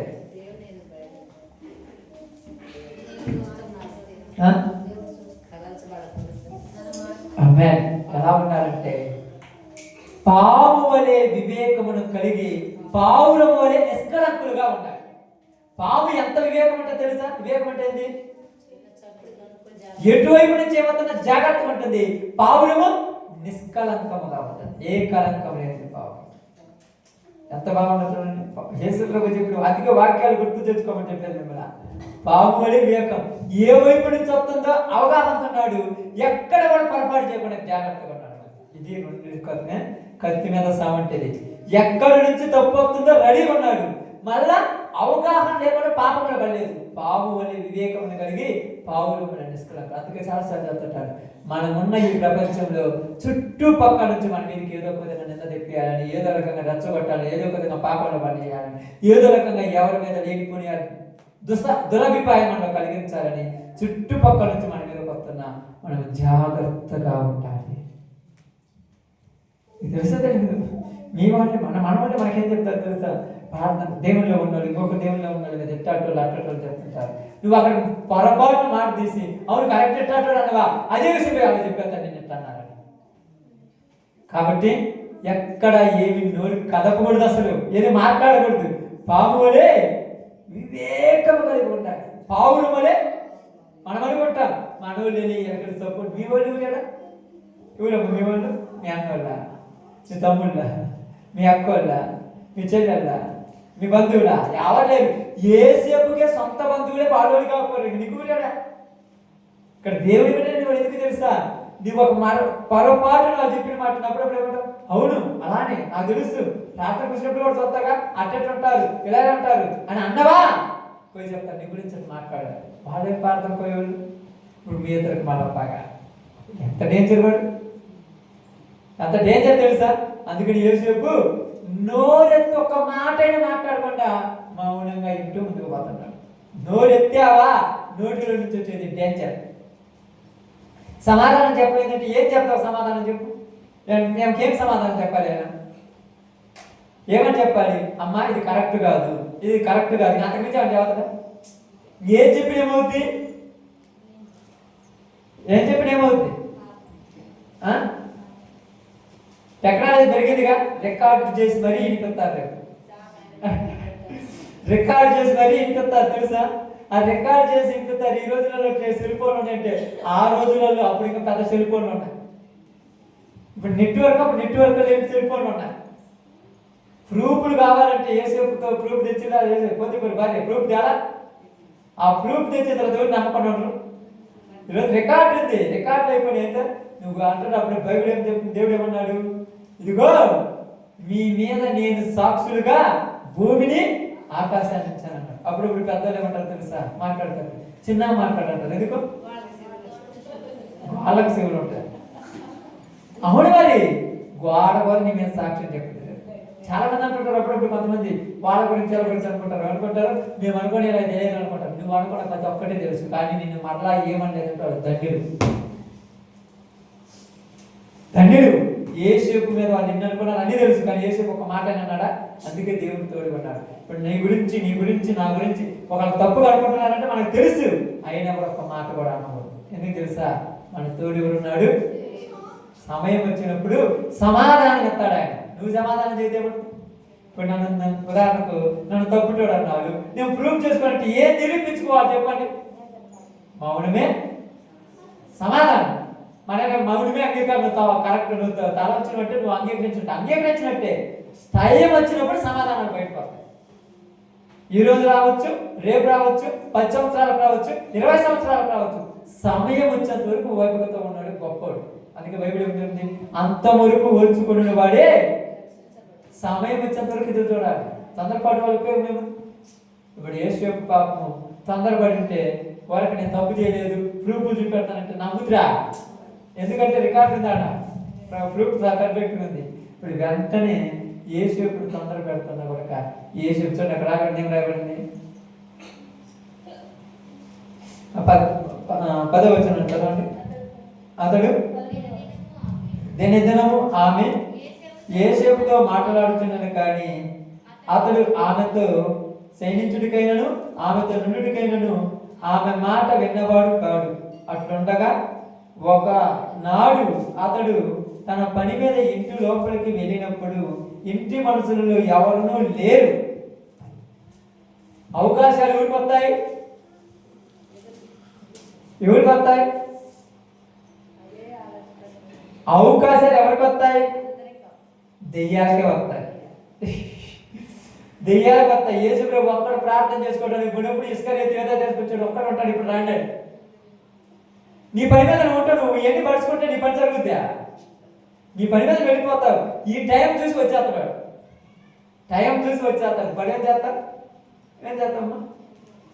టైం వాడిది, నీది కాదు. ఎందుకు? లోకము దుష్టుడి చేతికి అప్పగించబడింది, వాడిది. అందుకేమన్నాడు యేసు ప్రభువు, ఇది నా కాలం కాదు, ఇది నా కాలం కాదు, ఈ అధికారం నాది కాదు, నీకు ఇవ్వబడింది, ఉంచుకో. ఇప్పుడు నీ టైం, ఒకరోజు టైం వచ్చేదాకా ఎదురు అందరూ. ఇప్పుడు ప్రూఫ్లు నిరూపించుకుంటే ఏమంటూ వస్తుందమ్మా? ఏం కావాలని చూడండి, అప్పుడేమంటారు? ఏలని అడుగు, కావాలని సాక్ష్యం వీళ్ళు, వీళ్ళందరూ సాక్ష్యాలా? వాళ్ళు నిజాలు చెప్తారా? నమ్ముతువా? మరి ఎవరు మీ ఊరి సాక్ష్యం చెప్పాలి? ఈ సాక్ష్యం చెప్పేదాకా ఎదురు చూడు. ఇవి సాక్ష్యం చెప్పాలంట. మీ బంగారం పట్టిన వెండి తుప్పే మీ మీద సాక్ష్యం చెప్పేదాకా ఎదురు చూడు. అది నిజమైన శ్వాసం. ఇదేనుకున్నావా? ఎవరికి అనుకున్నావా? ఇది నిజమైన శ్వాసం. ఇక్కడ అదే చెప్తున్నాడు. ఏమన్నారు తెలుసా? ఓపిక ఎవరిలో ఉంది? యేసేపులో ఉంది. ఓపిక ఎదురు చూస్తున్నాడు, కానీ ఏ జరుగుతుంది కానీ అన్నాడు. దినదినము మాట్లాడుతుంది. అవకాశం వచ్చింది, ఏమంటే జ్వరబడిపోయినామంటే మనోడు పరుగులు తీసుకొని పోయాడు. వెంటనే యేసేపు మీద ఉన్న వస్త్రాన్ని లాక్కొని చేతులు పెట్టుకో. అంతకంటే సాక్ష్యమే కావాలి. ఇప్పుడు ఎవరైనా నమ్ముతురా యేసేపు తప్పు చేయలేదంటే? ఇప్పుడు ఇక్కడ జరిగిన సిచ్యువేషన్ చూడండి, అక్కడ ఏం రాయబడిందో. అప్పుడు ఆమె 14 వచనం చదవండి అమ్మా. తన ఇంటి మనుషులను పిలిచి, చూడుడి, అతడు మనల్ని ఎగతాళి చేయుటకు ఒక హెబ్రీయుని మన యొద్దకు తెచ్చి ఉన్నాడు. నాతో సైనిపోవాలని వీడు నా యొద్దకు రాగా నేను పెద్ద కేక వేసింది. ఇప్పుడు ఎలా ఉంది? నిజం ఎలా ఉందా? అబద్ధం ఉందా? కథ బాగుందా? కథ ఎట్టైనా చేస్తారు, చేతిలో ఉన్నది కాబట్టి వస్తువు. సాక్ష్యం నీ చేతులు ఉంది కాబట్టి కావాలంటే రికార్డు పెట్టి పెడతారు, నిపి నీకు ఆ చేతిలో దూరేం చేస్తారు? దూరేం చేయలేరు. కానీ యేసేపు ఏం చేశాడు తెలుసా? పెద్ద కేక వేసి తిని, నేను బిగ్గరగా కేక వేయట వాడి విని నా దగ్గర తన వస్త్రం విడిచిపెట్టి తప్పించుకొని బయటికి పారిపోయిన వారితో చెప్పి, ఎంత బాగా చెప్పిందో చూడు. మొత్తం వాడే చేసాడు. నేను మంచిదాన్ని. ఇప్పుడు మంచోళ్ళు ఎవరు చెప్పాలి? ఇప్పుడు మంచోళ్ళు ఎవరు? పోతీఫరు భార్య మంచిది, యేసేపే చెడ్డోడు. తెలుసా? ఇప్పుడు లోకంలో మంచోళ్ళు లోకంలో ఉన్నవాళ్ళే, మనమే చెడ్డోళ్ళం. తప్పదు, ఒప్పుకోవాలి. ఎందుకు తెలుసా? మనకాడ సమాధానాలు లేవు. సమాధానం చెబితే ఏడుంది చెప్పడానికి? ఎటు చెబుతట్టు ఎక్కువ తోడు చెబితే గొడవే. గొడవ ఎందుకు మౌనంగా ఉంటే ఎంత మాట్లాడుతున్నా లెక్క లేకుండా చేసుంటాడే, సమాధానం లేదు చేసుండొచ్చులే, చేయబట్టేగా నోరు రాంది మీద అవ్వకుండా ఉంటేనే అంగీకారం. ఏం చేద్దాం, మౌనం అంగీకారం ఓపికన్నారు. ఇప్పుడు వెంటనే యజమానులు రాగానే ఏడుస్తూ మరీ చెప్తుంది. బా అంత ఏడుతుందో చూడయ్యా ఏం చేసిందో. ఆ పనికి వాళ్ళని తీసుకొచ్చారు, పెడితే నాణ్యత తెచ్చిపెట్టాడు. మన పరువు ఏం కావాలి, మనమే కావాలి. కానీ యజమానుడికి ఏమొచ్చింది, పాపం. వెంటనే తెచ్చిపోయి తీసుకెళ్ళి వెంటనే ఎక్కడ పెట్టమన్నాడు, జైల్లో. ఇక్కడ జైల్లో. ఇప్పుడు పోయి జైల్లో కూర్చున్నారు. దేనికి, చేసిన దానిక చెయ్యని దానిక, చెయ్యని దానికి జైల్లో కూర్చున్నాడు. చేశాడని జైల్లో వేశాడు. ఇప్పుడు నువ్వు చెయ్యని దానికి చేసినట్టుగా అనుభవించాలి. ఈ రోజుల్లో ఎవరు నిన్ను నమ్మరు. నమ్ముతురా? నీ పక్కనున్న స్నేహితులు నిన్ను నమ్మరు అంటారు. నేను అట్టట్లోనే నీకు తెలియదంటే ఏమో ఆ టైంలో నీ బుద్ధి మారుద్దేమో. నిన్ను నేను మనిషిగా ఏ షేపు మనిషి కదా. నువ్వులాగా అందరు జంతువులు అనుకుంటున్నావా? ఏ షేపు లాగా కొందరు మనుషులు ఉన్నారు. నీకుండొచ్చేమో ఆ బుద్ధి, ఎవరు లేకుండా చూసి అట్లా ఉంటావు, నీకుండొచ్చేమో. ఇక్కడ ఏ షేపులో లేదు. బాగా అర్థం చేసుకోండి. ఏమన్నా అప్పుడప్పుడు మనకు కూడా అనిపిస్తుంది కొన్నిసార్లు, ఏమో ఎవరు చూసారు పరిస్థితి అలా ఉన్నప్పుడు చేసి ఉండొచ్చేమో. నీకు ఉంటే అందరూ కొంటుంది అనుకోవా. నువ్వు జంతువు అయితే అందరు జంతువులా? కొందరైన మనుషులు ఉంటారుగా. నమ్మటానికి సాక్ష్యాలు కాదు కావాల్సింది, నమ్మటానికి రుజువులు కాదు కావాల్సింది, నమ్మటానికి దేవుని తీర్పే కావాలి. మనం ఏం చేయాలి?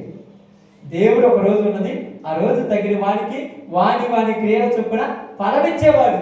ఇప్పుడు యేసేపు పోయి ఆడవచ్చున్నాడమ్మా. ఇప్పుడు ఎవరి దగ్గరికైనా పోయి మంచోని జైలు వేశారంట, నమ్ముతురా? జైలు ఎందుకు వేసిండ్రు? ఏం చేయకుండా వేసిండ్రు? ఊరు చూసిండ్రు.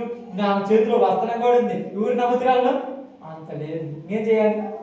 అన్ని చేతులు పెడితే ఏమన్నాడు, తెన్నుంటి వాసాడు అంటారా అట్లా యేసేపు.